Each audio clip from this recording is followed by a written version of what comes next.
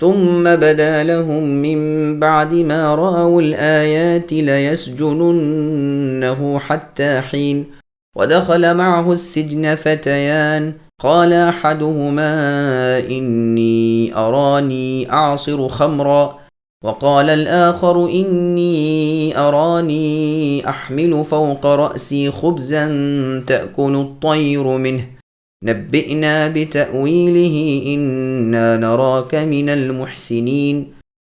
ان تمام نشانیوں کے دیکھ لینے کے بعد بھی انہیں یہی مصلحت معلوم ہوئی کہ یوسف کو کچھ مدت کے لیے قید خانے میں رکھیں۔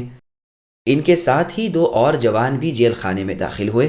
ان میں سے ایک نے تو کہا کہ میں نے خواب میں اپنے تئیں شراب نچوڑتے دیکھا ہے، اور دوسرے نے کہا میں نے اپنے تئیں دیکھا ہے کہ میں اپنے سر پر روٹی اٹھائے ہوئے ہوں جسے پرندے کھا رہے ہیں، ہمیں آپ خواب اور اس کی تعبیر بتائیے، ہمیں تو آپ خوبیوں والے شخص دکھائی دیتے ہیں۔ سامعین، اب آیتوں کی تفسیر سماعت کیجیے۔ یوسف علیہ السلام اور قید زندان۔ یوسف علیہ السلام کی پاک دامنی کا راز سب پر کھل گیا، لیکن تاہم ان لوگوں نے مصلحت اسی میں دیکھی کہ کچھ مدت تک یوسف علیہ السلام کو جیل خانے میں ہی رکھیں۔ بہت ممکن ہے کہ اس میں ان سب نے یہ مصلحت سوچی ہو کہ لوگوں میں بات پھیل گئی ہے کہ عزیز کی بیوی اس کی چاہت میں مبتلا ہے، جب ہم یوسف علیہ السلام کو قید کر دیں گے تو لوگ سمجھ لیں گے کہ قصور اسی کا تھا، اس نے کوئی ایسی نگاہ کی ہوگی۔ یہی وجہ تھی کہ جب شاہ مصر نے یوسف علیہ السلام کو قید خانے سے آزاد کرنے کے لیے اپنے پاس بلوایا تو یوسف علیہ السلام نے وہیں سے فرمایا کہ میں نہ نکلوں گا جب تک میری برات اور میری پاک دامنی صاف طور ظاہر نہ ہو جائے، اور آپ حضرات اس کی پوری تحقیق نہ کر لیں۔ جب تک بادشاہ نے ہر طرح گواہ شاہدوں سے بلکہ خود عزیز کی بیوی سے پوری تحقیق نہ کر لی اور یوسف علیہ السلام کا بے قصور ہونا ساری دنیا پر نہ کھل گیا، آپ جیل خانے سے باہر نہ نکلے۔ پھر یوسف علیہ السلام باہر آئے، جبکہ ایک دل بھی ایسا نہ تھا جس میں صدیق اکبر، اللہ کے نبی، پاک دامن اور معصوم رسول یوسف علیہ السلام کی طرف سے ذرا بھی بدگمانی ہو۔ قید کرنے کی بڑی وجہ یہی تھی کہ عزیز کی بیوی کی رسوائی نہ ہو۔ دو قیدیوں کے خواب۔ اتفاق سے جس روز یوسف علیہ السلام کو جیل خانہ جانا پڑا، اسی دن بادشاہ کا ساقی اور نان بائی بھی کسی جرم میں جیل خانے بھیجے گئے۔ ساقی کا نام بندار تھا اور باورچی کا نام مجلس تھا۔ ان پر الزام یہ تھا کہ انہوں نے کھانے پینے میں بادشاہ کو زہر دینے کی سازش کی تھی۔ قید خانے میں بھی نبی اللہ یوسف علیہ السلام کی نیکیوں کی کافی شہرت تھی۔ سچائی، امانت داری، سخاوت، خوش خلقی، کثرت عبادت، اللہ تعالیٰ سے ڈرنا، علم و عمل، تعبیر خواب، احسان و سلوک وغیرہ میں یوسف علیہ السلام مشہور ہو گئے تھے۔ جیل خانے کے قیدیوں کی بھلائی، ان کی خیر خواہی، ان سے مروت و سلوک، ان کے ساتھ بھلائی اور احسان، ان کی دل جوئی اور دلداری، ان کے بیماروں کی تیمارداری، خدمت اور دوا بھی آپ کا شغل تھا۔ یہ دونوں شاہی ملازم یوسف علیہ السلام سے بہت ہی محبت کرنے لگے۔ ایک دن کہنے لگے کہ یوسف، ہمیں آپ سے بہت ہی محبت ہو گئی ہے۔ آپ نے فرمایا اللہ تمہیں برکت دے۔ بات یہ ہے کہ مجھے تو جس نے چاہا کوئی نہ کوئی آفت ہی مجھ پر لایا۔ پھوپھی کی محبت، باپ کا پیار، عزیز کی بیوی کی چاہت سب مجھے یاد ہے، اور اس کا نتیجہ میری ہی نہیں بلکہ تمہاری بھی آنکھوں کے سامنے ہے۔ اب دونوں نے ایک مرتبہ خواب دیکھا۔ ساقی نے دیکھا کہ وہ انگور کا شیرہ نچوڑ رہا ہے۔ ابن مسعود رضی اللہ عنہ کی قرات میں خمرن کے بدلے لفظ عنبن ہے۔ اہل عمان انگور کو خمر کہتے ہیں۔ اس نے دیکھا تھا کہ گویا اس نے انگور کی بیل بوئی ہے، اس میں خوشے لگے ہیں، اس نے توڑے ہیں، پھر ان کا شیرہ نچوڑ رہا ہے کہ بادشاہ کو پلائے۔ یہ خواب بیان کر کے آرزو کی کہ آپ اے یوسف ہمیں اس کی تعبیر بتلائیے۔ اللہ کے پیغمبر یوسف علیہ السلام نے فرمایا اس کی تعبیر یہ ہے کہ تمہیں 3 دن کے بعد جیل خانے سے آزاد کر دیا جائے گا اور تم اپنے کام پر یعنی بادشاہ کی ساقی گیری پر لگ جاؤ گے۔ دوسرے نے کہا یوسف، میں نے خواب میں دیکھا ہے کہ اپنے سر پر میں روٹی اٹھائے ہوئے ہوں اور پرندے آ کر اس میں سے کھا رہے ہیں۔ اکثر مفسرین کے نزدیک مشہور بات تو یہی ہے کہ واقعی ان دونوں نے یہی خواب دیکھے تھے اور ان کی صحیح تعبیر یوسف علیہ السلام سے دریافت کی تھی۔ قال لا يأتيكما طعام ترزقانه إلا نبأتكما بتأويله قبل أن يأتيكما ذلكما مما علمني ربي إني تركت ملة قوم لا يؤمنون بالله وهم بالآخرة هم كافرون واتبعت ملة آبائي إبراهيم وإسحاق ويعقوب ما كان لنا أن نشرك بالله من شيء ذلك من فضل الله علينا وعلى الناس ولكن أكثر الناس لا يشكرون۔ یوسف علیہ السلام نے کہا، تمہیں جو کھانا دیا جاتا ہے اس کے تمہارے پاس پہنچنے سے پہلے ہی میں تمہیں اس کی تعبیر بتلا دوں گا۔ یہ سب اس علم کی بدولت ہے جو میرے رب نے سکھایا ہے۔ میں نے ان لوگوں کا مذہب چھوڑ دیا ہے جو اللہ پر ایمان نہیں رکھتے اور آخرت کے بھی منکر ہیں۔ میں اپنے باپ دادوں کے دین کا پابند ہوں، یعنی ابراہیم و اسحاق اور یعقوب علیہم السلام کے دین کا۔ ہمیں ہرگز یہ سزاوار نہیں کہ ہم اللہ تعالیٰ کے ساتھ کسی کو بھی شریک کریں۔ ہم پر اور تمام اور لوگوں پر اللہ تعالیٰ کا یہ خاص فضل ہے، لیکن اکثر لوگ ناشکری کرتے ہیں۔ سامعین، اب ان آیتوں کی تفسیر سماعت کیجیے۔ جیل میں یوسف علیہ السلام کی دعوت توحید۔ یوسف علیہ السلام اپنے دونوں قیدی ساتھیوں کو تسکین دیتے ہیں کہ میں تمہارے خواب کی صحیح تعبیر جانتا ہوں اور اس کے بتلانے میں مجھے کوئی بخل نہیں۔ اس کی تعبیر کے واقع ہونے سے پہلے ہی میں تمہیں وہ بتلا دوں گا۔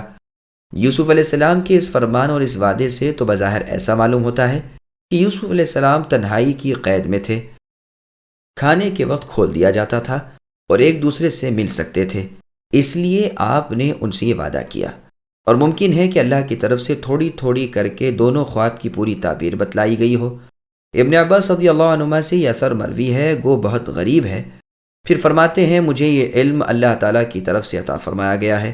وجہ یہ ہے کہ میں نے ان کافروں کا مذہب چھوڑ رکھا ہے جو نہ اللہ کو مانے نہ آخرت کو برحق جانے۔ میں نے اللہ کے پیغمبروں کے سچے دین کو مان رکھا ہے اور اسی کی تابعداری کرتا ہوں۔ خود میرے والد دادا اللہ کے رسول تھے، ابراہیم، اسحاق، یعقوب علیہم السلام۔ فی الواقع جو بھی راہ راست پر استقامت سے چلے، ہدایت کا پیرو رہے، اللہ کے رسولوں کی اتباع کو لازم پکڑ لے، گمراہوں کی راہ سے منہ پھیر لے، اللہ تبارک و تعالیٰ اس کے دل کو پر نور اور اس کے سینے کو معمور کر دیتے ہیں، اسے علم و عرفان کی دولت سے مالا مال کر دیتے ہیں، اسے بھلائی میں لوگوں کا پیشوا کر دیتے ہیں اور دنیا کو وہ نیکی کی طرف بلاتا رہتا ہے۔ ہم جب کہ راہ راست دکھا دیے گئے، توحید کی سمجھ دے دیے گئے، شرک کی برائی بتا دیے گئے، پھر ہمیں کیسے یہ بات زیب دیتی ہے کہ ہم اللہ کے ساتھ اور کسی کو بھی شریک کر لیں؟ یہ توحید اور سچا دین اور یہ اللہ کی وحدانیت کی گواہی، یہ خاص اللہ کا فضل ہے جس میں ہم تنہا نہیں بلکہ اللہ کی اور مخلوق بھی شامل ہے۔ ہاں، ہمیں یہ برتری ہے کہ ہماری جانب براہ راست اللہ کی وحی آئی اور لوگوں کو ہم نے یہ وحی پہنچائی، لیکن اکثر لوگ ناشکری کرتے ہیں۔ اللہ کی زبردست نعمت کی جو اللہ نے ان پر رسول بھیج کر انعام فرمائی ہے، ناقدری کرتے ہیں اور مان کر نہیں دیتے، بلکہ رب کی نعمت کے بدلے کفر کرتے ہیں اور خود ماں اپنے ساتھیوں کے ہلاکت کے گھر میں اپنی جگہ بنا لیتے ہیں۔ ابن عباس رضی اللہ عنہما دادا کو بھی باپ کے حکم میں رکھتے ہیں اور فرماتے، جو چاہے میں حتیم میں اسے مباہلہ کرنے کو تیار ہوں۔ اللہ نے دادا کا ذکر نہیں کیا۔ دیکھو یوسف علیہ السلام کے بارے میں فرمایا، میں نے اپنے باپ ابراہیم، اسحاق اور یعقوب علیہ السلام کے دین کی پیروی کی۔ یہاں پر یعقوب علیہ السلام اور ان کے والد یعنی اپنے دادا اسحاق علیہ السلام اور ان کے والد ابراہیم علیہ السلام جو آپ کے پردادا ہیں، ان کو بھی باپ کہہ کر پکارا۔ يا صاحبي السجن أأرباب متفرقون خير أم الله الواحد القهار ما تعبدون من دونه إلا أسماء سميتموها أنتم وآباؤكم ما أنزل الله بها من سلطان إن الحكم إلا لله أمر ألا تعبدوا إلا إياه ذلك الدين القيم ولكن أكثر الناس لا يعلمون۔ یوسف علیہ السلام نے اپنے قید خانے کے ساتھیوں کو مخاطب کر کے فرمایا، اے میرے قید خانے کے ساتھیوں، کیا متفرق کئی ایک پروردگار بہتر ہیں یا ایک اللہ زبردست طاقتور؟ اللہ کے سوا تم جن کی عبادت کر رہے ہو وہ سب نام ہی نام ہے جو تم نے اور تمہارے باپ داداؤں نے خود ہی گھڑ لیے ہیں۔ اللہ تعالیٰ نے ان کی کوئی دلیل نازل نہیں فرمائی، فرمان روائی صرف اللہ تعالیٰ ہی کی ہے۔ اللہ کا فرمان ہے کہ تم سب سوائے اللہ کے کسی اور کی عبادت نہ کرو۔ یہی دین درست ہے لیکن اکثر لوگ نہیں جانتے۔ سامعین اب ان آیتوں کی تفسیر سماعت کیجیے۔ یوسف علیہ السلام اور دعوت توحید۔ یوسف علیہ السلام سے وہ اپنے خواب کی تعبیر پوچھنے آئے ہیں۔ یوسف علیہ السلام نے انہیں تعبیر خواب بتا دینے کا اقرار کر لیا، لیکن اس سے پہلے انہیں توحید کا واعظ سنا رہے ہیں اور شرک سے اور مخلوق پرستی سے نفرت دلا رہے ہیں۔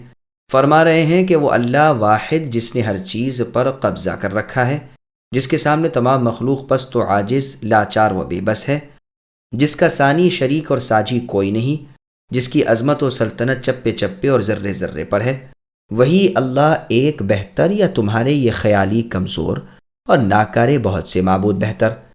پھر فرمایا کہ تم جن جن کی عبادت کر رہے ہو بے سود ہیں، یہ نام اور ان کے لیے عبادت یہ تمہاری اپنی اختراع ہے۔ زیادہ سے زیادہ تم یہ کہہ سکتے ہو کہ تمہارے باپ دادا بھی اس مرض کے مریض تھے، لیکن کوئی دلیل اس کی تم لا نہیں سکتے۔ اس کی کوئی دلیل عقلی نقلی دنیا میں اللہ نے بنائی ہی نہیں۔ حکم، تصرف، قبضہ، قدرت کل کی کل اللہ تعالیٰ کی ہی ہے۔ اللہ نے اپنے بندوں کو اپنی عبادت کا اور اپنے سوا کسی اور کی عبادت کرنے سے رک جانے کا قطعی اور حتمی حکم دے رکھا ہے۔ دین مستقیم یہی ہے کہ اللہ کی توحید ہو، اللہ کے لیے ہی عمل و عبادت ہو، اللہ ہی کا حکم۔ اس پر بے شمار دلیلیں موجود، لیکن اکثر لوگ ان باتوں سے جاہل ہیں، نادان ہیں، توحید و شرک کا فرق نہیں جانتے، اسی لیے اکثر شرک کی دلدل میں دھنستے چلے جاتے ہیں، باوجود نبیوں کی چاہت کے انہیں ایمان نصیب نہیں ہوتا۔ خواب کی تعبیر سے پہلے اس بحث کے چھیڑنے کی ایک خاص مصلحت یہ بھی تھی کہ ان میں سے ایک کے لیے تعبیر نہایت بری تھی، تو آپ نے چاہا کہ یہ اسے نہ پوچھیں تو بہتر ہے۔ لیکن اس تکلف کی کیا ضرورت ہے، خصوصاً ایسے موقع پر جبکہ اللہ کے پیغمبر یوسف علیہ السلام ان سے تعبیر دینے کا وعدہ کر چکے ہیں۔ یہاں تو صرف یہ بات ہے کہ انہوں نے یوسف علیہ السلام کی بزرگی اور عزت دیکھ کر آپ سے ایک بات پوچھی۔ یوسف علیہ السلام نے اس کے جواب سے پہلے انہیں اس سے زیادہ بہتر کی طرف توجہ دلائی اور دین اسلام ان کے سامنے مع دلائل پیش فرمایا، کیونکہ آپ نے دیکھا تھا کہ ان میں بھلائی کے قبول کرنے کا مادہ ہے۔ بات کو سوچیں گے، دلیل پر غور کریں گے، حق و قبولیت کے کانوں سے سنیں گے۔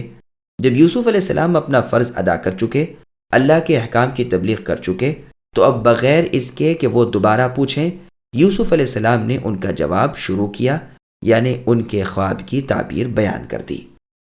يا صاحبي السجن أما أحدكما فيسقي ربه خمرا وأما الآخر فيصلب فتأكل الطير من رأسه قضي الأمر الذي فيه تستفتيان وقال للذي ظن أنه ناج منهما اذكرني عند ربك فأنساه الشيطان ذكر ربه فلبث في السجن بضع سنين۔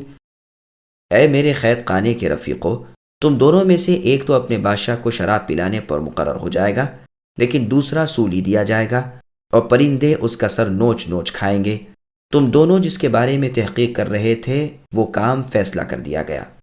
جس کی نسبت یوسف کا گمان تھا کہ ان دونوں میں سے یہ چھوٹ جائے گا، اسے کہا کہ اپنے بادشاہ سے میرا ذکر بھی کر دینا۔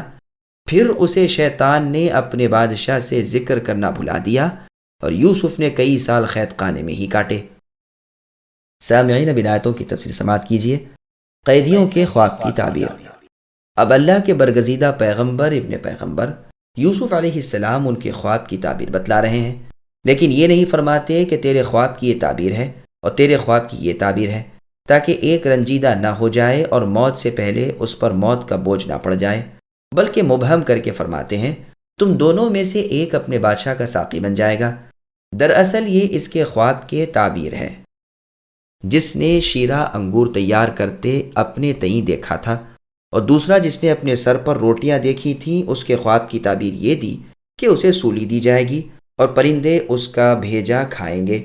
پھر ساتھ ہی فرمایا کہ یہ اب ہو کر ہی رہے گا، اس لیے کہ جب تک خواب کی تعبیر بیان نہ کی جائے یہ وہ معلق رہتا ہے، اور جب تعبیر ہو چکی وہ ظاہر ہو جاتا ہے۔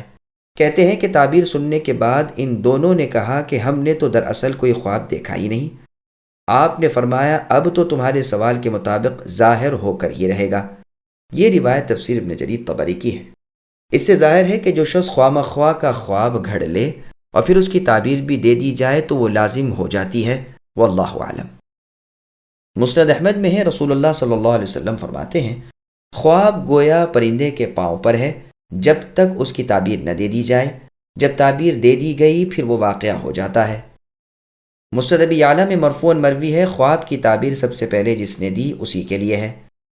یوسف علیہ السلام کی قید خانے میں کل مدت کا ذکر، جسے یوسف علیہ السلام نے اس کے خواب کی تعبیر کے مطابق اپنے خیال میں جیل خانے سے آزاد ہونے والا سمجھا تھا، اس سے پوشیدگی میں کہ دوسرا یعنی باورچی نہ سنے، فرمایا کہ بادشاہ کے سامنے ذرا میرا ذکر بھی کر دینا، لیکن یہ اس بات کو بالکل ہی بھول گیا۔ یہ بھی ایک شیطانی چال تھی کہ جس سے نبی اللہ یوسف علیہ السلام کئی سال تک قید خانے میں ہی رہے۔ بس ٹھیک قول یہی ہے کہ فَأَنْسَاهُ میں ہا کی ضمیر کا مرجع نجات پانے والا شخص ہے، گو یہ بھی کہا گیا ہے کہ یہ ضمیر یوسف علیہ السلام کی طرف پھرتی ہے۔ بضعن کا لفظ 3 سے 9 تک کے لیے آتا ہے۔ وہب ابن منبی رحمہ اللہ کا بیان ہے کہ ایوب علیہ السلام بیماری میں 7 سال تک مبتلا رہے اور یوسف علیہ السلام قید خانے میں 7 سال تک رہے، اور بخت نصر کا عذاب بھی بنی اسرائیل پر 7 سال تک رہا۔ یہ روایت تفسیر ابن جریر طبری کی ہے۔ ابن عباس رضی اللہ عنہما کہتے ہیں مدت قید 12 سال تھی۔ ضحاک کہتے ہیں 14 برس یوسف علیہ السلام نے قید خانے میں گزارے، واللہ اعلم۔ وقال الملك إني أرى 7 بقرات سمان يأكلهن 7 عجاف و7 سنبلات خضر وأخر يابسات يا أيها الملأ أفتوني في رؤياي إن كنتم للرؤيا تعبرون قالوا أضغاث أحلام وما نحن بتأويل الأحلام بعالمين وقال الذي نجا منهما وادكر بعد أمة أنا أنبئكم بتأويله فأرسلون يوسف أيها الصديق أفتنا في 7 بقرات سمان يأكلهن 7 عجاف و7 سنبلات خضر وأخر يابسات لعلي أرجع إلى الناس لعلهم يعلمون قال تزرعون 7 سنين دأبا فما حصدتم فذروه في سنبله إلا قليلا مما تأكلون ثم يأتي من بعد ذلك 7 شداد يأكلن ما قدمتم لهن إلا قليلا مما تحصنون ثم يأتي من بعد ذلك عام فيه يغاث الناس وفيه يعصرون۔ بادشاہ نے کہا میں نے خواب میں دیکھا ہے کہ 7 موٹی تازی فربا گائیں ہیں جن کو 7 لاغر دبلی پتلی گائیں کھا رہی ہیں، اور 7 بالیں ہیں ہری ہری، اور 7 اور ہیں بالکل خشک۔ اے درباریوں میرے اس خواب کی تعبیر بتلاؤ اگر تم خواب کی تعبیر دے سکتے ہو۔ درباریوں نے جواب دیا کہ یہ تو اڑتے اڑاتے پریشان خواب ہیں، اور ایسے شوریدہ پریشان خوابوں کی تعبیر جاننے والے ہم نہیں۔ ان 2 قیدیوں میں سے جو چھوٹا تھا اسے مدت کے بعد یاد آ گیا اور کہنے لگا میں تمہیں اس کی تعبیر بتلا دوں گا، مجھے جانے کی اجازت دیجیے۔ وہ آیا اور یوسف علیہ السلام سے کہا اے یوسف، اے بہت بڑے سچے یوسف، آپ ہمیں اس خواب کی تعبیر بتلائیے کہ 7 موٹی تازی گائیں ہیں جنہیں 7 دبلی پتلی گائیں کھا رہی ہیں، اور 7 بالکل سبز خوشے ہیں، اور 7 ہی اور بھی ہیں بالکل خشک، تاکہ میں واپس جا کر ان لوگوں سے کہوں کہ وہ سب جان لیں۔ یوسف علیہ السلام نے جواب دیا کہ تم 7 سال تک پے در پہ لگاتار حسب عادت برابر غلہ بویا کرنا اور فصل کاٹ کر اسے بالوں سمیت ہی رہنے دینا، بجز اپنے کھانے کے تھوڑی سی مقدار کے۔ اس کے بعد 7 سال نہایت سخت قحط کے آئیں گے، وہ اس غلے کو کھا جائیں گے جو تم نے ان کے لیے ذخیرہ رکھ چھوڑا تھا، بجز اس تھوڑے سے کہ جو تم روک رکھو۔ اس کے بعد جو سال آئے گا اس میں لوگوں پر خوب بارش برسائی جائے گی، اور اس میں شیرہ انگور بھی خوب نچوڑیں گے۔ سامعین اب آیتوں کی تفسیر سماعت کیجیے۔ بادشاہ کے خواب کی تعبیر۔ اللہ تعالیٰ کی قدرت نے یہ مقرر کر رکھا تھا کہ یوسف علیہ السلام قید خانے سے بعزت و اکرام، پاکیزگی، براءت اور عصمت کے ساتھ نکلیں۔ اس کے لیے اللہ نے یہ سبب بنایا کہ شاہ مصر نے خواب دیکھا جس سے وہ بھونچکا سا ہو گیا، دربار منعقد کیا اور تمام امراء، رؤساء، کاہن، منجم، علماء اور خواب کی تعبیر بیان کرنے والوں کو جمع کیا اور اپنا خواب بیان کر کے ان سب سے تعبیر دریافت کی، لیکن کسی کی سمجھ میں کچھ نہ آیا اور سب نے لاچار ہو کر یہ کہہ کر ٹال دیا کہ یہ کوئی باقاعدہ لائق تعبیر سچا خواب نہیں جس کی تعبیر ہو سکے۔ یہ تو یوں ہی پریشان خواب، مخلوط خیالات اور فضول توہمات کا خاکہ ہے، اس کی تعبیر ہم نہیں جانتے۔ اس وقت شاہی ساقی کو یوسف علیہ السلام یاد آ گئے کہ وہ تعبیر خواب کے پورے ماہر ہیں، اس علم میں ان کو کافی مہارت تھی۔ یہ وہی شخص ہے جو یوسف علیہ السلام کے ساتھ جیل خانہ بھگت رہا تھا، یہ بھی اور اس کا ایک اور ساتھی بھی۔ اسی سے یوسف علیہ السلام نے کہا تھا کہ بادشاہ کے پاس میرا ذکر بھی کرنا، لیکن اسے شیطان نے بھلا دیا تھا۔ آج ایک لمبی مدت کے بعد یاد آ گیا اور اس نے سب کے سامنے کہا کہ اگر آپ کو اس کی تعبیر سننے کا شوق ہے اور وہ بھی صحیح تعبیر تو مجھے اجازت دیجیے، یوسف صدیق علیہ السلام جو قید خانے میں ہیں ان کے پاس جاؤں اور ان سے دریافت کر آؤں۔ سب نے اسے منظور کیا اور اسے اللہ کے محترم نبی یوسف علیہ السلام کے پاس بھیجا۔ آیت میں امتن کی دوسری قراءت امتن بھی ہے، اس کے معنی بھول کے ہیں، یعنی بھول جانے کے بعد اسے یوسف علیہ السلام کا فرمان یاد آیا، دربار سے اجازت لے کر یہ چلا، قید خانے پہنچ کر اللہ کے نبی یوسف ابن نبی علیہ السلام سے کہا کہ اے نرے سچے یوسف، بادشاہ نے اس طرح کا ایک خواب دیکھا ہے، اسے تعبیر کا اشتیاق ہے، تمام دربار بھرا ہوا ہے، سب کی نگاہیں لگی ہوئی ہیں، آپ مجھے تعبیر بتلا دیں تو میں جا کر انہیں سنا دوں اور سب معلوم کر لیں۔ یوسف علیہ السلام نے نہ تو اسے کوئی ملامت کی کہ تو اب تک مجھے بھولے رہا، باوجود میرے کہنے کے تو نے آج تک بادشاہ سے میرا ذکر بھی نہ کیا، نہ اس امر کی درخواست کی کہ مجھے جیل خانے سے آزاد کیا جائے، بلکہ بغیر کسی تمنا کے، اظہار کے بغیر، کسی الزام کے دینے کے خواب کی پوری تعبیر سنا دی اور ساتھ ہی تدبیر بھی بتا دی۔ فرمایا کہ 7 فربا گایوں سے مراد یہ ہے کہ 7 سال تک برابر حاجت کے مطابق بارش برستی رہے گی، خوب ترسالی ہوگی، غلے، کھیت، باغات خوب پھلیں گے۔ یہی مراد 7 ہری بالوں سے ہے۔ گائیں بیل ہی ہلوں میں جچتے ہیں، ان میں زمین پر کھیتی کی جاتی ہے۔ اب ترکیب بھی بتا دی کہ ان 7 برسوں میں جو اناج غلہ نکلے اسے بطور ذخیرے کے جمع کر لینا اور رکھنا بھی بالوں اور خوشوں سمیت، تاکہ سڑے گلے نہیں، خراب نہ ہو۔ ہاں اپنی کھانے کی ضرورت کے مطابق اس میں سے لے لینا، لیکن خیال رہے کہ ذرا سا بھی زیادہ نہ لیا جائے، صرف حاجت کے مطابق ہی نکالا جائے۔ ان 7 برسوں کے گزرتے ہی اب جو قحط سالیاں شروع ہوں گی وہ برابر 7 سال تک متواتر رہیں گی، نہ بارش برسے گی نہ پیداوار ہوگی۔ یہی مراد ہے 7 دبلی گایوں سے اور 7 خشک خوشوں سے کہ ان 7 برسوں میں وہ جمع شدہ ذخیرہ تم کھاتے پیتے رہو گے۔ یاد رکھنا ان میں کوئی غلہ کھیتی نہ ہوگی، وہ جمع کردہ ذخیرہ ہی کام آئے گا، تم دانے بوگے لیکن پیداوار کچھ بھی نہ ہوگی۔ یوسف علیہ السلام نے خواب کی پوری تعبیر دے کر ساتھ ہی یہ خوشخبری بھی سنا دی کہ ان 7 خوش سالیوں کے بعد جو سال آئے گا وہ بڑی برکتوں والا ہوگا، خوب بارشیں برسیں گی، خوب غلے اور کھیتیاں ہوں گی، ریل پیل ہو جائے گی اور تنگی دور ہو جائے گی، اور لوگ حسب عادت زیتون وغیرہ کا تیل نکالیں گے اور حسب عادت انگور کا شیرہ نچوڑیں گے، جانوروں کے تھن دودھ سے لبریز ہو جائیں گے کہ خوب دودھ نکالیں اور پئیں۔ وقال الملك ائتوني به فلما جاءه الرسول قال ارجع إلى ربك فاسأله ما بال النسوة اللاتي قطعن أيديهن إن ربي بكيدهن عليم قال ما خطبكن إذ راوتن يوسف عن نفسه قلنا حاش لله ما علمنا عليه من سوء قالت امرأة العزيز الآن حصحص الحق أنا راودته عن نفسه وإنه لمن الصادقين ذلك ليعلم أني لم أخنه بالغيب وأن الله لا يهدي كيد الخائنين۔ بادشاہ کہنے لگا یوسف کو میرے پاس لاؤ۔ جب قاصد یوسف کے پاس پہنچا تو اس نے کہا اپنے بادشاہ کے پاس واپس جاؤ اور اس سے پوچھو کہ ان عورتوں کا حقیقی واقعہ کیا ہے جنہوں نے اپنے ہاتھ آپ کاٹ لیے تھے۔ ان عورتوں کے ہیلے کو صحیح طور پر جاننے والے میرے پروردگار اللہ ہی تو ہیں۔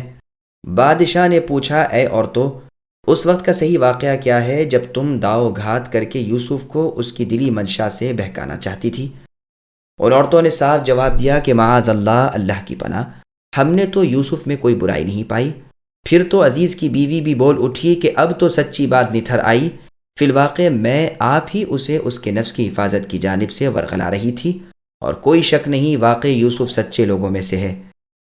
اس تمام بات سے غرض یہ تھی کہ عزیز کو معلوم ہو جائے کہ میں نے اس کی پیٹھ پیچھے اس کی کوئی خیانت نہیں کی تھی، اور یہ بھی کہ اللہ تعالیٰ دغا بازوں کے ہتھ کنڈے چلنے نہیں دیتے۔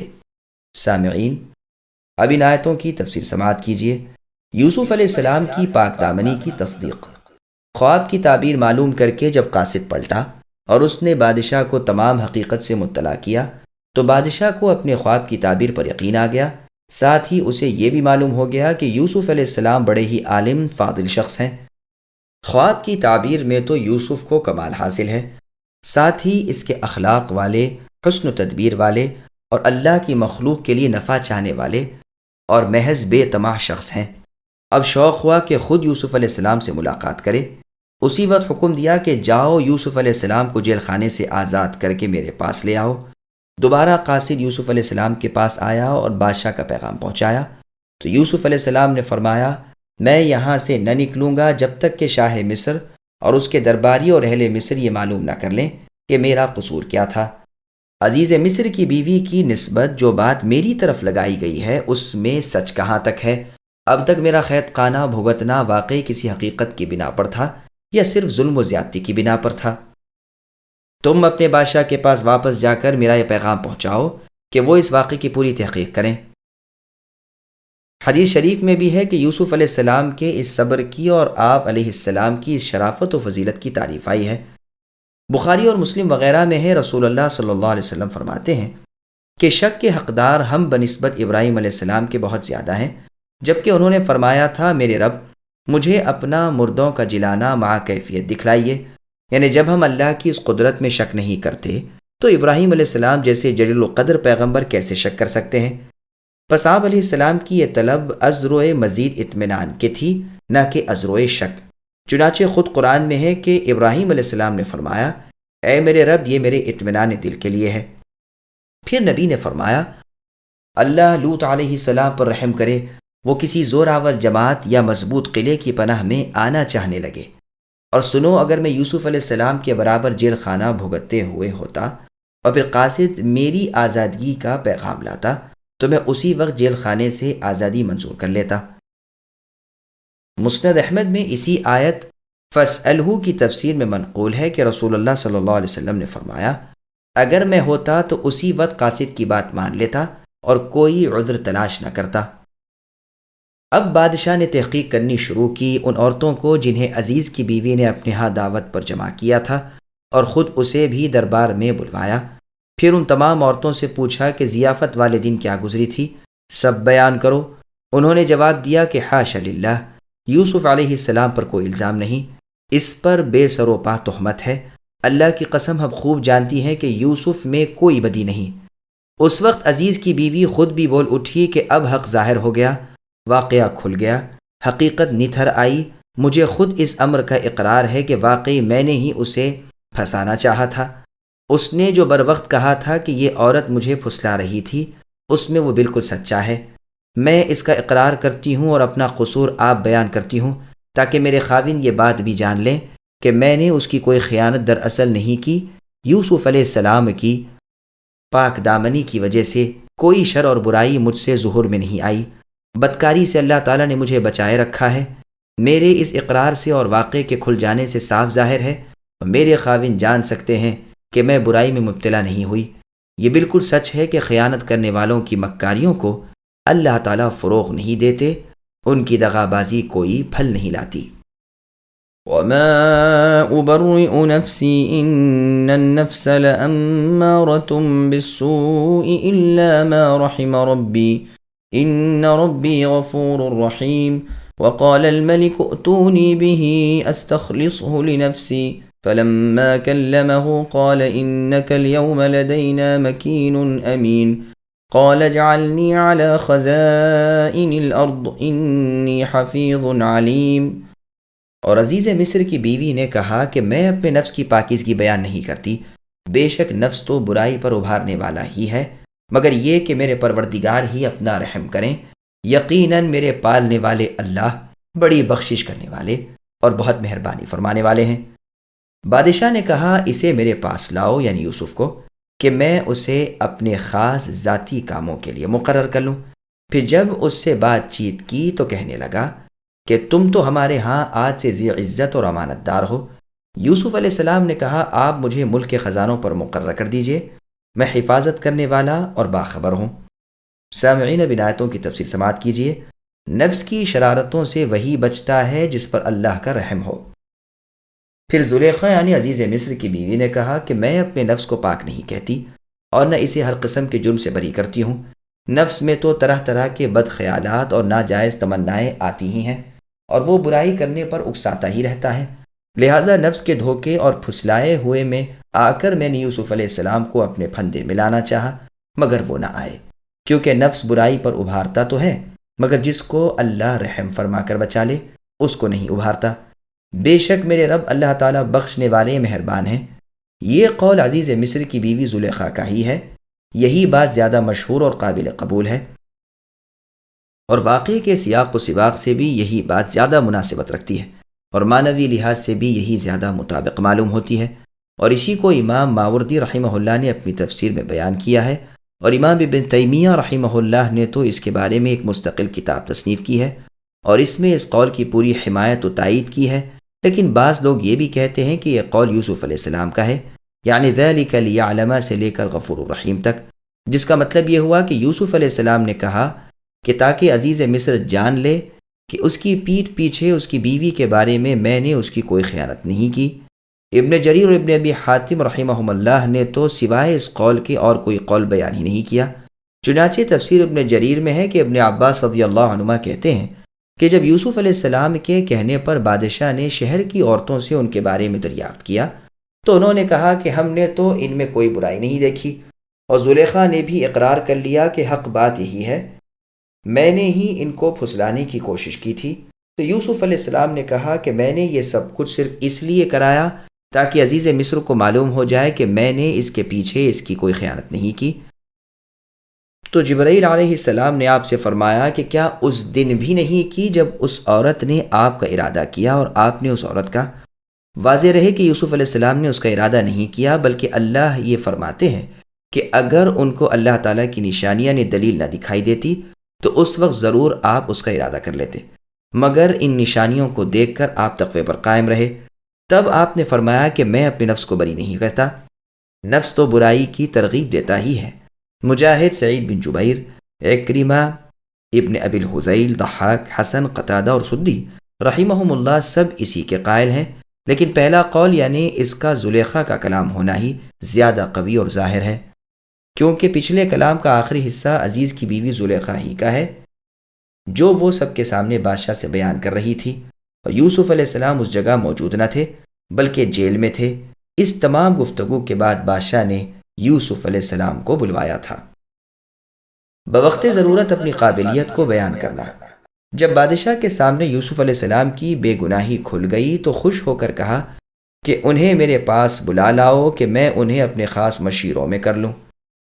چنانچہ آپ تشریف لائے۔ جب وہ آپ سے ملا، آپ کی صورت دیکھی، آپ کی باتیں سنی، آپ کے اخلاق دیکھے تو دل سے گرویدہ ہو گیا اور بے ساختہ اس کی زبان سے نکل گیا کہ آج سے آپ ہمارے ہاں معزز اور معتبر ہیں۔ اس پر آپ نے ایک خدمت اپنے لیے پسند فرمائی اور اس کی اہلیت ظاہر کی۔ انسان کو یہ جائز بھی ہے کہ جب وہ انجان لوگوں میں ہو تو اپنی قابلیت بوقت ضرورت بیان کر دے۔ اس خواب کی بنا پر جس کی تعبیر آپ نے دی تھی، آپ نے یہی آرزو کی کہ زمین کی پیداوار اور غلہ وغیرہ جو جمع کیا جاتا ہے اس پر مجھے مقرر کیا جائے تاکہ میں محافظت کروں، نیز اپنے علم کے مطابق عمل کر سکوں تاکہ رعایا کو قحط سالی کی مصیبت کے وقت قدر عافیت مل سکے۔ بادشاہ کے دل پر تو آپ کی امانت داری کا، سچائی کا، سلیقہ مندی کا اور کامل علم کا سکہ بیٹھ چکا تھا۔ اسی وقت اس نے اس درخواست کو منظور کر لیا۔ وَكَذَلِكَ مَكَّنَّا لِيُوسُفَ فِي الْأَرْضِ يَتَبَوَّأُ مِنْهَا حَيْثُ يَشَاءُ نُصِيبُ بِرَحْمَتِنَا مَن نَّشَاءُ وَلَا نُضِيعُ أَجْرَ الْمُحْسِنِينَ وَلَأَجْرُ الْآخِرَةِ خَيْرٌ لِّلَّذِينَ آمَنُوا وَكَانُوا يَتَّقُونَ۔ اور اسی طرح ہم نے یوسف علیہ السلام کو ملک کا قبضہ دے دیا کہ وہ جہاں کہیں چاہیں رہے سہے۔ ہم جسے چاہیں اپنی رحمت پہنچا دیتے ہیں، ہم نیک کاروں کا ثواب ضائع نہیں کرتے۔ یقیناً ایمانداروں اور پرہیزگاروں کا اخروی اجر بہت ہی بہتر ہے۔ سامعین، اب ان آیتوں کی تفصیل سماعت کیجیے۔ یوسف علیہ السلام مصر کے حاکم بن گئے۔ زمین مصر یوں یوسف علیہ السلام کی ترقی ہوئی، اب ان کے اختیار میں تھا کہ جس طرح چاہیں تصرف کریں، جہاں چاہیں مکانات تعمیر کریں۔ یا اس قید اور تنہائی کو دیکھیے، یا اب اس اختیار اور آزادی کو دیکھیے۔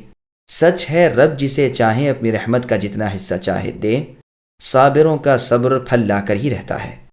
بھائیوں کا دکھ سہا، اللہ تعالیٰ کی نافرمانی سے بچنے کے لیے عزیز مصر کی عورت سے بگاڑ لی اور قید خانے کی مصیبتیں برداشت کیں، پس رحمت الہی کا ہاتھ بڑھا اور صبر کا اجر ملا۔ نیک کاروں کی نیکیاں کبھی ضائع نہیں ہوتی۔ پھر ایسے با ایمان تقوی والے آخرت میں بڑے درجے اور اعلیٰ ثواب پاتے ہیں۔ یہاں یہ ملا، وہاں کے ملنے کی تو کچھ نہ پوچھیے۔ سلیمان علیہ السلام کے بارے میں بھی قرآن میں سورہ صاد کی آیت نمبر 39 اور 40 میں اللہ نے فرمایا، جس کا ترجمہ ہے کہ یہ دنیا کی دولت و سلطنت ہم نے اے سلیمان آپ کو اپنے احسان سے دی ہے، اور قیامت کے دن بھی آپ کے لیے ہمارے ہاں اچھی مہمانی ہے۔ الغرض شاہ مصر ریان ابن ولید نے سلطنت مصر کی وزارت آپ کو دی۔ پہلے اس عہدے پر اس عورت کا خاوند یعنی عزیز مصر تھا، جس نے آپ کو اپنی طرف مائل کرنا چاہا تھا، اسی نے آپ کو خرید کیا تھا۔ آخر شاہ مصر آپ کے ہاتھ پر ایمان لایا۔ ابن اسحاق رحمہ اللہ کہتے ہیں کہ آپ کے خریدنے والے کا نام اطفیر تھا۔ یہ انہی دنوں میں انتقال کر گیا۔ اس کے بعد بادشاہ نے اس کی زوجہ راعیل سے یوسف علیہ السلام کا نکاح کر دیا۔ جب آپ ان سے ملے تو فرمایا، کہو کیا یہ اس تمہارے ارادے سے بہتر نہیں؟ انہوں نے جواب دیا کہ اے صدیق، مجھے ملامت نہ کیجیے۔ آپ کو معلوم ہے کہ میں حسن و خوبصورتی والی، دھن و دولت والی عورت تھی۔ میرے خاوند مردمی سے محروم تھے، وہ مجھ سے مل ہی نہیں سکتے تھے۔ ادھر آپ کو قدرت نے جس فیاضی سے دولت حسن کے ساتھ مالا مال کیا ہے، وہ بھی ظاہر ہے، بس مجھے اب ملامت نہ کیجیے۔ کہتے ہیں کہ واقعی یوسف علیہ السلام نے انہیں کنواری پایا، پھر ان کے بطن سے آپ کے 2 لڑکے ہوئے، افراثیم اور میشا۔ افراثیم کے ہاں نون پیدا ہوئے، جو یوشع علیہ السلام کے والد ہیں، اور رحمت نامی صاحبزادی ہوئیں، جو ایوب علیہ السلام کی بیوی ہیں۔ فضیل بن عیاض رحمہ اللہ فرماتے ہیں کہ عزیز کی بیوی راستے میں کھڑی تھی، جو یوسف علیہ السلام کی سواری نکلی تو بے ساختہ ان کے منہ سے نکل گیا کہ الحمدللہ، شان باری تعالیٰ کے قربان، جس نے اپنی فرما برداری کی وجہ سے غلاموں کو بادشاہی پر پہنچایا اور اپنی نافرمانی کی وجہ سے بادشاہوں کو غلامی پر لا اتارا۔ وجاء إخوة يوسف فدخلوا عليه فعرفهم وهم له منكرون ولما جهزهم بجهازهم قال ائتوني بأخ لكم من أبيكم ألا ترون أني أوفي الكيل وأنا خير المنزلين فإن لم تأتوني به فلا كيل لكم عندي ولا تقربون قالوا سنراود عنه أباه وإنا لفاعلون وقال لفتيانه اجعلوا بضاعتهم في رحالهم لعلهم يعرفونها إذا انقلبوا إلى أهلهم لعلهم يرجعون۔ اور یوسف علیہ السلام کے بھائی آئے اور یوسف کے پاس گئے تو انہوں نے انہیں پہچان لیا اور انہوں نے یوسف کو نہ پہچانا۔ جب انہیں ان کا اسباب مہیا کر دیا تو کہا کہ تم میرے پاس اپنے اس بھائی کو بھی لانا جو تمہارے والد سے ہے۔ کیا تم نے نہیں دیکھا کہ میں نے ناپ بھی پورا دیا اور میں ہوں بھی بہترین میزبانی کرنے والوں میں؟ پس اگر تم اسے لے کر میرے پاس نہ آئے تو میری طرف سے تمہیں کوئی ناپ نہ ملے گا، بلکہ تم میرے قریب بھی نہ پھٹکنا۔ انہوں نے کہا اچھا، ہم ان کے باپ سے ان کی بات چیت کر کے کوشش پوری کریں گے۔ اپنے خدمتگاروں سے یوسف علیہ السلام نے کہا کہ ان کی پونجیاں انہی کی بوریوں میں رکھ دو کہ جب لوٹ کر اپنے اہل و عیال میں جائیں اور پونجیوں کو پہچان لیں تو بہت ممکن ہے کہ یہ پھر لوٹ کر آئیں۔ سامعین، اب ان آیتوں کی تفصیل سماعت کیجیے۔ برادران یوسف کی آمد۔ کہتے ہیں کہ یوسف علیہ السلام نے وزیر مصر بن کر 7 سال تک غلہ اور اناج کو بہترین طور پر جمع کیا۔ اس کے بعد جب عام قحط سالی شروع ہوئی اور لوگ ایک ایک دانے کو ترسنے لگے تو یوسف علیہ السلام نے محتاجوں کو دینا شروع کیا۔ یہ قحط علاقہ مصر سے نکل کر کنعان وغیرہ شہروں کو بھی شامل تھا۔ آپ ہر بیرونی شخص کو اونٹ بھر کر غلہ عطا فرمایا کرتے تھے، اور خود آپ کا لشکر بلکہ خود بادشاہ بھی دن بھر میں صرف ایک ہی مرتبہ دوپہر کے وقت ایک آدھ نوالا کھا لیتے تھے اور اہل مصر کو پیٹ بھر کر کھلاتے تھے۔ بس اس زمانے میں یہ بات ایک رحمت الہی تھی۔ یہ بھی مروی ہے کہ آپ نے پہلے سال مال کے بدلے غلہ بیچا، دوسرے سال سامان اسباب کے بدلے، تیسرے سال بھی اور چوتھے سال بھی، پھر خود لوگوں کی جان اور ان کی اولاد کے بدلے، پس خود لوگ، ان کی اولادیں اور ان کی کل ملکیت اور مال کے آپ مالک بن گئے۔ لیکن اس کے بعد آپ نے سب کو آزاد کر دیا اور ان کے مال بھی ان کے حوالے کر دیے۔ یہ روایت بنو اسرائیل کی ہے جسے ہم سچ جھوٹ نہیں کہہ سکتے۔ یہاں یہ بیان ہو رہا ہے کہ ان آنے والوں میں برادران یوسف بھی تھے جو اپنے باپ یعقوب علیہ السلام کے حکم سے یہاں آئے تھے۔ انہیں معلوم ہوا تھا کہ عزیز مصر مال کے بدلے غلہ دیتے ہیں، تو آپ نے اپنے 10 بیٹوں کو یہاں بھیجا اور یوسف علیہ السلام کے سگے بھائی بنیامین کو، جو آپ کے بعد یعقوب علیہ السلام کے نزدیک بہت ہی پیارے تھے، اپنے پاس روک لیا۔ جب یہ قافلہ اللہ کے نبی یوسف علیہ السلام کے پاس پہنچا تو آپ نے تو بیک نگاہ سب کو پہچان لیا، لیکن ان میں سے ایک بھی آپ کو نہ پہچان سکا، اس لیے کہ آپ ان سے بچپن میں ہی جدا ہو گئے تھے۔ بھائیوں نے آپ کو سوداگروں کے ہاتھ بیچ ڈالا تھا۔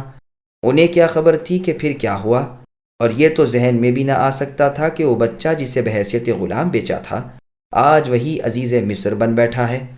اور ادھر یوسف علیہ السلام نے طرز گفتگو بھی ایسا اختیار کیا کہ انہیں وہم بھی نہ ہو۔ ان سے پوچھا کہ تم لوگ میرے ملک میں کیسے آ گئے؟ انہوں نے کہا یہ سن کر کہ آپ غلہ عطا فرماتے ہیں۔ آپ نے فرمایا مجھے تو شک ہوتا ہے کہ کہیں تم جاسوس نہ ہو۔ انہوں نے کہا معاذ اللہ، ہم جاسوس نہیں۔ فرمایا تم رہنے والے کہاں کے ہو؟ کہا کنعان کے، اور ہمارے والد صاحب کا نام یعقوب نبی اللہ ہے۔ آپ نے پوچھا تمہارے سوا ان کے اور لڑکے بھی ہیں؟ تو انہوں نے کہا ہاں، ہم 12 بھائی تھے۔ ہم میں سے جو سب سے چھوٹا تھا اور ہمارے باپ کی آنکھوں کا تارا تھا وہ تو ہلاک ہو گیا۔ اسی کا ایک بھائی اور ہے، اسے باپ نے ہمارے ساتھ نہیں بھیجا بلکہ اپنے پاس ہی روک لیا ہے کہ اس سے ذرا آپ کو اطمینان و تسلی رہے۔ ان باتوں کے بعد یوسف علیہ السلام نے حکم دیا کہ انہیں سرکاری مہمان سمجھا جائے اور ہر طرح خاطر مدارت کی جائے اور اچھی جگہ ٹھہرایا جائے۔ اب جب انہیں غلہ دیا جانے لگا اور ان کے تھیلے بھر دیے گئے اور جتنے جانور ان کے ساتھ تھے وہ جتنا غلہ اٹھا سکتے تھے بھر دیا، تو فرما دیا دیکھو اپنی صداقت کے اظہار کے لیے اپنے اس بھائی کو جسے تم اس مرتبہ اپنے ساتھ نہیں لائے، اب کہ آؤ تو لیتے آنا۔ دیکھو میں نے تم سے خوش سلوکی کی ہے اور تمہاری بڑی خاطر تواضع کی ہے۔ اس طرح رغبت دلا کر پھر دھمکا بھی دیا کہ اگر دوبارہ کے آنے میں اسے ساتھ نہ لائے تو میں تمہیں ایک دانہ اناج کا نہ دوں گا بلکہ تمہیں اپنے نزدیک بھی نہ آنے دوں گا۔ انہوں نے وعدے کیے کہ ہم انہیں کہہ کر، سن کر، لالچ دکھا کر ہر طرح پوری کوشش کریں گے کہ اپنے اس بھائی کو بھی لائیں تاکہ بادشاہ کے سامنے ہم جھوٹے نہ پڑیں۔ سدی رحمہ اللہ کہتے ہیں کہ یوسف علیہ السلام نے ان سے رہن رکھ لیا کہ جب اسے لاؤ گے تو یہ پاؤ گے، لیکن یہ بات کچھ جی کو نہیں لگتی، اس لیے کہ یوسف علیہ السلام نے تو انہیں واپسی کی بڑی رغبت دلائی اور بہت کچھ تمنا ظاہر کی۔ جب بھائی کوچ کی تیاریاں کرنے لگے تو یوسف علیہ السلام نے اپنے چالاک چاکروں سے اشارہ کیا کہ جو اسباب یہ لائے تھے اور جس کے عوض انہوں نے ہم سے غلہ لیا ہے وہ بھی انہیں واپس کر دو، لیکن اس خوبصورتی سے کہ انہیں معلوم تک نہ ہو۔ ان کے کجاووں اور بوروں میں ان کی تمام چیزیں رکھ دو۔ ممکن ہے اس کی وجہ یہ ہو کہ آپ کو خیال ہوا ہو کہ اب گھر میں کیا ہوگا جسے لے کر یہ غلہ لینے کے لیے آئیں، اور یہ بھی ہو سکتا ہے کہ آپ نے اپنے باپ اور بھائی سے اناج کا کچھ معاوضہ لینا مناسب نہ سمجھا ہو، اور یہ بھی قرین قیاس ہے کہ آپ نے خیال فرمایا ہو کہ جب یہ اپنا اسباب کھولیں گے اور یہ چیزیں اس میں پائیں گے تو ضروری ہے کہ ہماری چیزیں ہمیں واپس دینے کو آئیں گے، تو اس بہانے ہی بھائی سے ملاقات ہو جائے گی۔ فلما رجعوا إلى أبيهم قالوا يا أبانا منع منا الكيل فأرسل معنا أخانا نكتل وإنا له لحافظون۔ قال هل آمنكم عليه إلا كما أمنتكم على أخيه من قبل فالله خير حافظا وهو أرحم الراحمين ولما فتحوا متاعهم وجدوا بضاعتهم ردت إليهم قالوا يا أبانا ما نبغي هذه بضاعتنا ردت إلينا ونمير أهلنا ونحفظ أخانا ونزداد كيل بعير ذلك كيل يسير قال لن أرسله معكم حتى تؤتون موثقا من الله لتأتنني به إلا أن يحاط بكم فلما آتوه موثقهم قال الله على ما نقول وكيل۔ جب یہ لوگ لوٹ کر اپنے والد یعقوب علیہ السلام کے پاس گئے تو کہنے لگے کہ ہم سے تو غلے کا پیمانہ روک لیا گیا، اب آپ ہمارے ساتھ ہمارے بھائی کو بھیجیے کہ ہم پیمانہ بھر کر لائیں، ہم اس کی نگہبانی کے ذمہ دار ہیں۔ کہا کہ مجھے تو اس کی بابت تمہارا بس ویسا ہی اعتبار ہے جیسا اس سے پہلے اس کے بھائی یوسف کے بارے میں تھا، بس اللہ ہی بہترین حافظ ہے اور ہے بھی وہ سب مہربانوں سے بڑے مہربان۔ جب انہوں نے اپنا اسباب کھولا تو انہوں نے اپنا سرمایہ موجود پایا جو ان کی جانب لوٹا دیا گیا تھا۔ کہنے لگے اے ہمارے باپ، ہمیں اور کیا چاہیے؟ دیکھیے تو یہ ہمارا سرمایہ بھی ہمیں واپس لوٹا دیا گیا ہے، ہمیں اپنے خاندان کو رزق لا دیں گے اور اپنے بھائی کی نگرانی رکھیں گے اور ایک اونٹ کا پیمانہ زیادہ لائیں گے، یہ ناپ تو بہت آسان ہے۔ یعقوب علیہ السلام نے کہا میں تو اسے ہرگز تمہارے ساتھ نہ بھیجوں گا جب تک کہ تم اللہ تعالیٰ کو بیچ میں رکھ کر مجھے قول و قرار نہ دو کہ تم اسے میرے پاس پہنچا دو گے، ہاں صرف اس صورت میں کہ تم سب گرفتار کر لیے جاؤ۔ جب انہوں نے پکا قول قرار دے دیا تو اس نے کہا کہ ہم جو کچھ کہتے ہیں اللہ اس پر نگہبان ہے۔ سامعین اب ان آیتوں کی تفسیر سماعت کیجیے۔ برادران یوسف کی واپسی۔ بیان ہو رہا ہے کہ باپ یعقوب علیہ السلام کے پاس پہنچ کر یوسف علیہ السلام کے بھائیوں نے کہا کہ اب ہمیں تو غلہ مل نہیں سکتا تا وقت کہ آپ ہمارے ساتھ ہمارے بھائی کو نہ بھیجیں، اگر انہیں ساتھ کر دیں تو البتہ مل سکتا ہے، آپ بے فکر رہیے، ہم آپ اس کی نگہبانی کر لیں گے۔ نقتل کی دوسری قراءت یقتل بھی ہے۔ یعقوب علیہ السلام نے فرمایا کہ بس وہی تم اس کے ساتھ کرو گے جو اس سے پہلے ان کے بھائی یوسف علیہ السلام کے ساتھ کر چکے ہو کہ یہاں سے لے گئے اور یہاں پہنچ کر کوئی بات بنا دی۔ حافظاً کی دوسری قراءت حفظاً بھی ہے۔ آپ فرماتے ہیں کہ اللہ تعالیٰ ہی بہترین حافظ و نگہبان ہے اور ہے بھی وہ ارحم الراحمین۔ میرے بڑھاپے پر، میری کمزوری پر وہ اللہ رحم فرمائیں گے اور جو غم و رنج مجھے اپنے بچے یوسف کا ہے وہ دور کر دیں گے۔ مجھے اس پاک ذات اللہ سے امید ہے کہ وہ میرے یوسف کو مجھ سے پھر ملا دیں گے اور میری پراگندگی کو دور کر دیں گے۔ اللہ کے لیے یہ کام کچھ مشکل نہیں، نہ وہ اپنے بندوں سے اپنے رحم و کرم کو روکتے ہیں۔ یوسف علیہ السلام کا برتاؤ۔ یہ پہلے بیان ہو چکا ہے کہ بھائیوں کی واپسی کے وقت اللہ تعالیٰ کے نبی یوسف علیہ السلام نے ان کا مال و متاع ان کے اسباب کے ساتھ پوشیدہ طور پر واپس کر دیا تھا۔ یہاں گھر پہنچ کر جب انہوں نے کجاوے کھولے اور اسباب علیحدہ کیا تو اپنی سب چیزیں جوں کی توں واپس موجود پائیں، تو اپنے والد سے کہنے لگے لیجئے اب آپ کو اور کیا چاہیے؟ اصل تک تو عزیز مصر نے ہمیں واپس کر دی ہے اور بدلے کا غلہ پورا دے دیا ہے، اب تو آپ بھائی صاحب کو ضرور ہمارے ساتھ کر دیجئے تو ہم اپنے خاندان کے لیے غلہ بھی لائیں گے اور بھائی کی وجہ سے ایک اونٹ کا بوجھ اور بھی مل جائے گا، کیونکہ عزیز مصر ہر شخص کو ایک اونٹ کا بوجھ ہی دیتے ہیں اور آپ کو انہیں ہمارے ساتھ کرنے میں تامل کیوں ہے؟ ہم اس کی دیکھ بھال اور نگہداشت پوری طرح کریں گے۔ یہ نام بہت ہی آسان ہے۔ یہ تھا کلام کا تتمہ اور کلام کو اچھا کرنا۔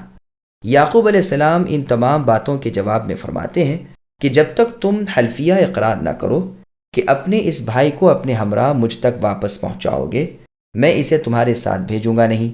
ہاں یہ اور بات ہے کہ اللہ نہ کرے تم سب ہی گھر جاؤ اور چھوٹ نہ سکو۔ چنانچہ بیٹوں نے اللہ تعالیٰ کو بیچ میں رکھ کر مضبوط عہد و پیما کیا۔ اب یعقوب علیہ السلام نے یہ فرما کر کہ ہماری اس گفتگو کا اللہ تعالیٰ وکیل ہے، اپنے پیارے بچے کو ان کے ساتھ کر دیا، اس لیے کہ قحط کے مارے غلے کی ضرورت تھی اور بغیر بھیجے چارہ نہ تھا۔ وقال يا بني لا تدخلوا من باب واحد وادخلوا من أبواب متفرقة وما أغني عنكم من الله من شيء إن الحكم إلا لله عليه توكلت وعليه فليتوكل المتوكلون ولما دخلوا من حيث أمرهم أبوهم ما كان يغني عنهم من الله من شيء إلا حاجة في نفس يعقوب قضاها وإنه لذو علم لما علمناه ولكن أكثر الناس لا يعلمون۔ اور یعقوب علیہ السلام اپنے بچوں سے کہنے لگے، اے میرے بچوں، تم سب ایک دروازے سے نہ جانا بلکہ کئی ایک دروازوں میں سے جدا جدا طور پر داخل ہونا۔ میں اللہ تعالیٰ کی طرف سے آنے والی کسی چیز کو تم سے ٹال نہیں سکتا، حکم صرف اللہ ہی کا چلتا ہے۔ میرا کامل بھروسہ اللہ ہی پر ہے اور ہر ایک بھروسہ کرنے والے کو اللہ ہی پر بھروسہ کرنا چاہیے۔ جب وہ انہی راستوں سے جن کا حکم ان کے والد نے انہیں دیا تھا گئے، کچھ نہ تھا کہ اللہ نے جو بات مقرر کر دی ہے وہ اس سے انہیں ذرا بھی بچا لے۔ ہاں، یعقوب علیہ السلام نے اپنے ضمیر کے ایک خطرے کو سر انجام دے لیا۔ وہ ہمارے سکھلائے ہوئے علم کے عالم تھے، لیکن اکثر لوگ جانتے نہیں۔ سامعین، اب ان آیتوں کی تفسیر سماعت کیجیے۔ یعقوب علیہ السلام کی بیٹوں کو وصیت۔ چونکہ اللہ تعالیٰ کے نبی یعقوب علیہ السلام کو اپنے بچوں پر نظر لگ جانے کا کھٹکا تھا، کیونکہ وہ سب اچھے، خوبصورت، تنو من، طاقتور، مضبوط دیدار و نوجوان تھے۔ اس لیے بوقت رخصت ان سے فرماتے ہیں کہ پیارے بچوں، تم سب شہر کے ایک ہی دروازے سے شہر میں نہ جانا بلکہ مختلف دروازوں سے ایک ایک دو دو کر کے جانا۔ نظر کا لگ جانا حق ہے، گھوڑے سوار کو یہ گرا دیتی ہے۔ پھر ساتھ ہی فرماتے ہیں کہ یہ میں جانتا ہوں اور میرا ایمان ہے کہ یہ تدبیر تقدیر میں ہیر پھیر نہیں کر سکتی۔ اللہ تعالیٰ کی قضا کو کوئی شخص کسی تدبیر سے بدل نہیں سکتا۔ اللہ تعالیٰ کا چاہا پورا ہو کر ہی رہتا ہے۔ حکم اللہ ہی کا چلتا ہے۔ کون ہے جو اللہ کے ارادے کو بدل سکے، اللہ کے فرمان کو ٹال سکے، اللہ کے فیصلوں کو لوٹا سکے؟ میرا بھروسہ اللہ ہی پر ہے، اور مجھ پر ہی کیا موقف ہے؟ ہر ایک توکل کرنے والے کو اللہ ہی پر بھروسہ کرنا چاہیے۔ چنانچہ بیٹوں نے باپ کی حکم برداری کی اور اسی طرح کئی ایک دروازوں میں بٹ گئے اور شہر میں پہنچے۔ اس طرح وہ اللہ کی قضا کو لوٹا تو نہیں سکتے تھے۔ ہاں، یعقوب علیہ السلام نے ایک ظاہری تدبیر پوری کی کہ اس سے وہ نظر بد سے بچ جائیں۔ وہ یعقوب تو ذی علم تھے، اللہ کا علم ان کے پاس تھا۔ ہاں، اکثر لوگ ان باتوں کو نہیں جانتے۔ ولما دخلوا على يوسف آوى إليه أخاه قال إني أنا أخوك فلا تبتئس بما كانوا يعملون فلما جهزهم بجهازهم جعل السقاية في رحل أخيه ثم أذن مؤذن أيتها العير إنكم لسارقون قالوا وأقبلوا عليهم ماذا تفقدون قالوا نفقد صواع الملك ولمن جاء به حمل بعير وأنا به زعيم قالوا تالله لقد علمتم ما جئنا لنفسد في الأرض وما كنا سارقين قالوا فما جزاؤه إن كنتم كاذبين قالوا جزاؤه من وجد في رحله فهو جزاؤه كذلك نجزي الظالمين فبدا بأوعيتهم قبل وعاء أخيه ثم استخرجها من وعاء أخيه كذلك كدنا ليوسف ما كان ليأخذ أخاه في دين الملك إلا أن يشاء الله نرفع درجات من نشاء وفوق كل ذي علم عليم۔ یوسف علیہ السلام کے سب بھائی جب یوسف علیہ السلام کے پاس مصر میں پہنچ گئے تو یوسف نے اپنے بھائی کو اپنے پاس بٹھا لیا اور کہا کہ میں تمہارا بھائی یوسف ہوں، بس یہ جو کچھ کرتے رہے اس کا کچھ رنج نہ کرو۔ پھر جب انہیں ان کا سامان اسباب ٹھیک ٹھاک کر کے دیا تو اپنے بھائی کے اسباب میں پانی کا پیالہ رکھ دیا۔ پھر ایک آواز دینے والے نے پکار کر کہا کہ اے قافلے والو، تم لوگ تو چور ہو۔ انہوں نے یعنی یوسف علیہ السلام کے بھائیوں نے ان کی طرف منہ پھیر کر کہا کہ تمہاری کیا چیز کھو گئی ہے؟ جواب دیا کہ شاہی جام گم ہے، جو اسے لے آئے اسے 1 اونٹ کے بوجھ کا غلہ ملے گا، اس وعدے کا میں ضامن ہوں۔ انہوں نے کہا اللہ تعالیٰ کی قسم تم کو خوب علم ہے کہ ہم ملک میں فساد پھیلانے کے لیے نہیں آئے اور نہ ہم چور ہیں۔ انہوں نے کہا اچھا چور کی کیا سزا ہے اگر جھوٹے ہو؟ جواب دیا کہ اس کی سزا یہی ہے کہ جس کے اسباب میں سے پایا جائے وہی اس کا بدلہ ہے، ہم تو ایسے ظالموں کو یہی سزا دیا کرتے ہیں۔ بس یوسف علیہ السلام نے ان کے تھیلوں کی تلاش شروع کی، اپنے بھائی کے تھیلے کی تلاش سے پہلے پھر اس جام کو اپنے بھائی کے تھیلے سے نکالا۔ ہم نے یوسف علیہ السلام کے لیے اسی طرح یہ تدبیر کی۔ اس بادشاہ کے انصاف کی روح سے یہ اپنے بھائی کو نہ لے سکتا تھا مگر یہ کہ منظور الہی ہو، ہم جس کے چاہیں درجے بلند کر دیں، ہر ذی علم سے فوقیت رکھنے والا دوسرا ذی علم موجود ہے۔ سامعین اب ان آیتوں کی تفسیر سماعت کیجیے۔ یوسف علیہ السلام نے اپنے بھائی کو پہچان لیا۔ بنیامین جو یوسف علیہ السلام کے سگے بھائی تھے، انہیں لے کر آپ کے اور بھائی جب مصر پہنچے، آپ نے اپنے سرکاری مہمان خانے میں ٹھہرایا، بڑی عزت تکریم کی اور صلہ و انعام اور اکرام دیا۔ اپنے بھائی سے تنہائی میں فرمایا کہ میں تمہارا بھائی یوسف ہوں، اللہ تعالیٰ نے مجھ پر یہ انعام و اکرام فرمایا ہے، اب تمہیں چاہیے کہ بھائیوں نے جو سلوک میرے ساتھ کیا ہے اس کا رنج نہ کرو اور اس حقیقت کو بھی ان پر نہ کھولو۔ میں کوشش میں ہوں کہ کسی نہ کسی طرح تمہیں اپنے پاس روک لوں۔ بھائی کو روکنے کی حکمت عملی۔ جب آپ اپنے بھائیوں کو حسب عادت 1 اونٹ غلے کا دینے لگے اور ان کا اسباب لدنے لگا تو اپنے چالاک ملازموں سے چپکے سے اشارہ کر دیا کہ چاندی کا شاہی کٹورا بنیامین کے اسباب میں چپکے سے رکھ دیں۔ بعض نے کہا ہے کہ یہ کٹورا سونے کا تھا، اس میں پانی پیا جاتا تھا اور اسی سے غلہ بھر کے دیا جاتا تھا، بلکہ ویسا ہی پیالہ ابن عباس رضی اللہ عنہما کے پاس بھی تھا۔ بس یوسف علیہ السلام کے ملازمین نے ہوشیاری سے وہ پیالہ آپ کے بھائی بنیامین کے تھیلے میں رکھ دیا۔ جب یہ چلنے لگے تو سنا کہ پیچھے سے منادی ندا کرتا آ رہا ہے کہ اے قافلے والو تم تو چور ہو۔ ان کے کان کھڑے ہوئے رک گئے، ادھر متوجہ ہوئے اور پوچھا کہ آپ کی کیا چیز کھو گئی ہے؟ جواب ملا کہ شاہی پیمانہ جس سے اناج ناپا جاتا تھا، سنو شاہی اعلان ہے کہ اس کے ڈھونڈ لانے والے کو 1 بوجھ غلہ ملے گا اور میں آپ ضامن ہوں۔ برادران یوسف کے مذہب میں چور کی سزا۔ اپنے اوپر چوری کی تہمت سن کر برادران یوسف کے کان کھڑے ہوئے اور کہنے لگے تم ہمیں جان چکے ہو، ہماری عادات و خصائل سے واقف ہو چکے ہو، ہم ایسے نہیں کہ کوئی فساد اٹھائیں، نہ ایسے ہیں کہ چوریاں کرتے پھریں۔ شاہی ملازموں نے کہا اچھا اگر جام و پیمانے کا چور تم میں سے ہی کوئی ہو اور تم جھوٹے پڑو تو اس کی سزا کیا ہونی چاہیے؟ جواب دیا کہ دین ابراہیمی کے مطابق اس کی سزا یہ ہے کہ وہ اس شخص کے سپرد کر دیا جائے جس کا مال اس نے چرایا ہے، ہماری شریعت کا یہی فیصلہ ہے۔ اب یوسف علیہ السلام کا مطلب پورا ہو گیا۔ آپ نے حکم دیا کہ ان کی تلاشی لی جائے، چنانچہ پہلے بھائیوں کے اسباب کی تلاشی لی، حالانکہ معلوم تھا کہ ان کے تھیلے خالی ہیں، لیکن صرف اس لیے کہ انہیں اور دوسرے لوگوں کو کوئی شبہ نہ ہو۔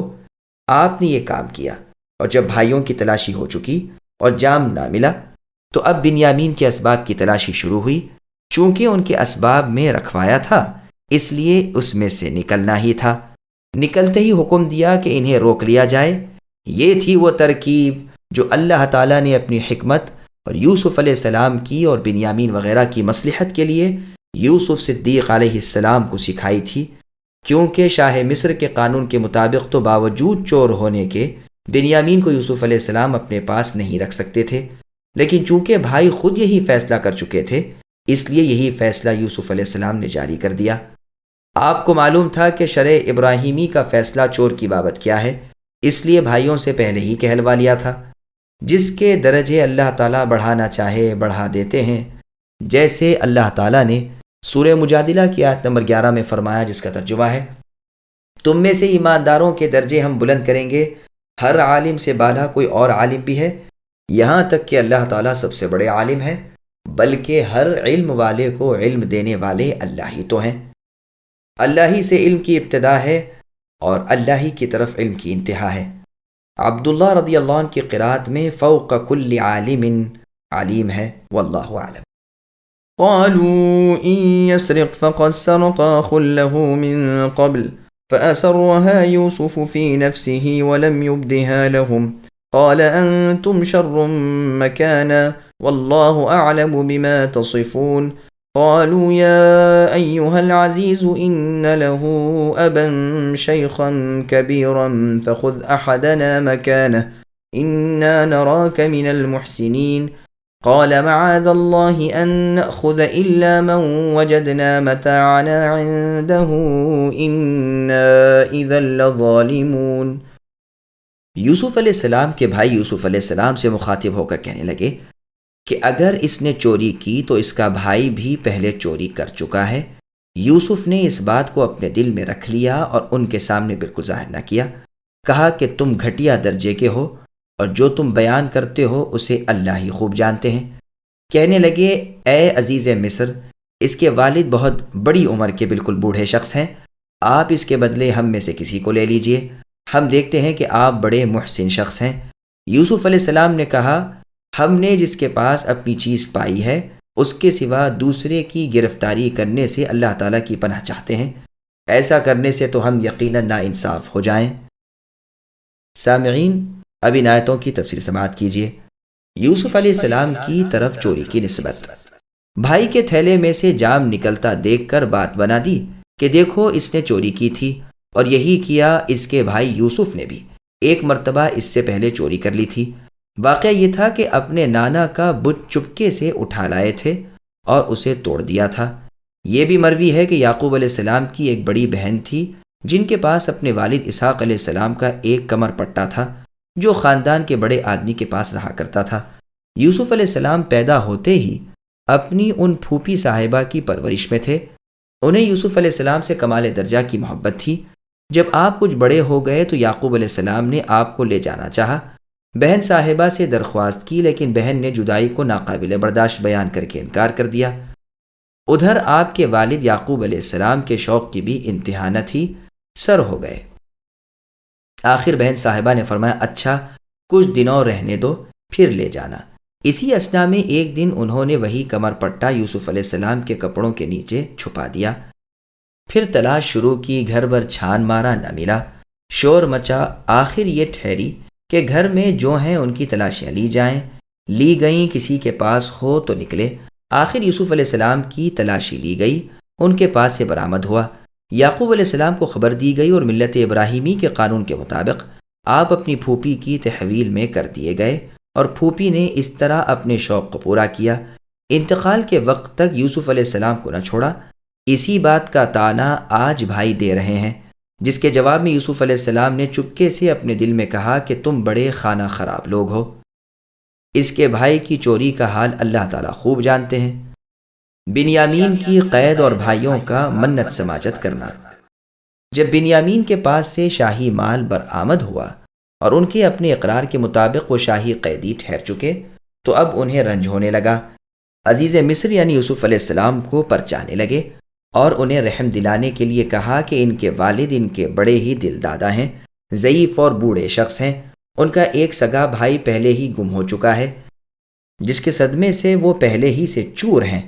اب جو یہ سنیں گے تو ڈر ہے کہ زندہ نہ بچ سکیں۔ آپ ہم میں سے کسی کو ان کے قائم مقام اپنے پاس رکھ لیں اور اسے چھوڑ دیں۔ آپ بڑے محسن ہیں، اتنی عرض ہماری قبول فرما لیں۔ یوسف علیہ السلام نے جواب دیا کہ بھلا یہ سنگ دلی اور ظلم کیسے ہو سکتا ہے کہ کرے کوئی بھرے کوئی؟ چور کو روکا جائے گا نہ کہ شاہ کو۔